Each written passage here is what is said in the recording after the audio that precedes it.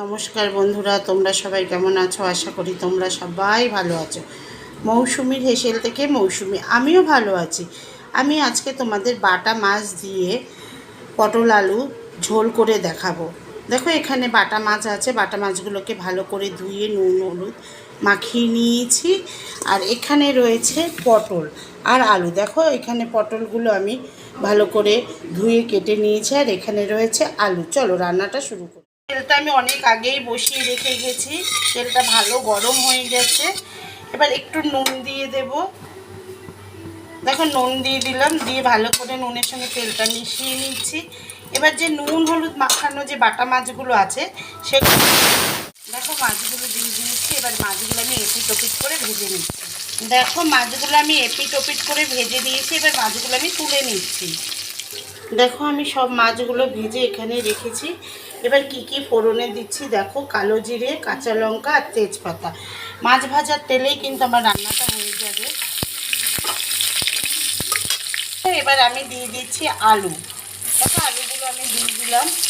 দেখো, সব আলুগুলো দিয়ে দিয়েছি। এবার আমি দিয়ে দিচ্ছি নুন। দেখো, আমি নুন দিয়ে দিলাম, দিয়ে ভালো করে নুনের সঙ্গে আলুগুলো মিশিয়ে নিচ্ছি। দেখো, আমি এখানে কি কি মশলা নিয়েছি। জিরের গুঁড়ো, কাশ্মীরি রেড চিলি পাউডার, এখানে নিয়েছি স্বাদ অনুযায়ী চিনি আর হলুদের গুঁড়ো, আর এখানে উষ্ণ গরম জল। এটা দিয়ে আমি মশলাটা একটু রেডি করে রাখি। জলটা দিয়ে মশলাটা আমি জলে ভিজিয়ে রেখেছি। এবার দেখো, আলুগুলো ভাজা ভাজা হয়ে গেছে। এবার আমি পটলগুলো দিয়ে দিচ্ছি। দেখো, আলু আর পটলগুলো ভালো করে আমি দেখো, আলুগুলো কিন্তু ভাজা ভাজা হয়ে গেছে, পটলগুলো ভাজা ভাজা হয়ে গেছে।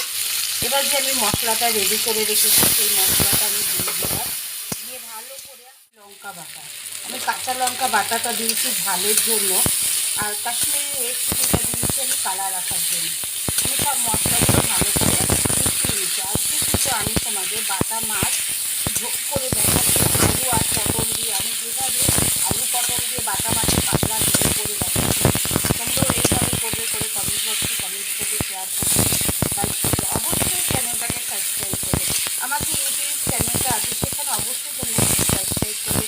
আর ফেসবুক পেজে সেখানে লাইক করবে, কমেন্ট করবে, শেয়ার করবে। আর ফেসবুক পেজটাকে অবশ্যই ফলো করবে।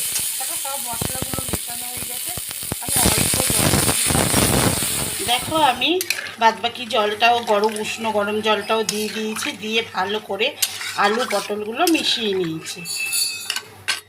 দেখো, ঝোলটা ফুটে উঠেছে, দেখেছো? আমি একটু তোমাদের দেখিয়ে দিচ্ছি। দেখো, ঝোলটা ফুটে উঠেছে। এবার যে আমার বাটা মাছগুলো ভাজা আছে সেই বাটা মাছগুলো আমি দিয়ে দিলাম।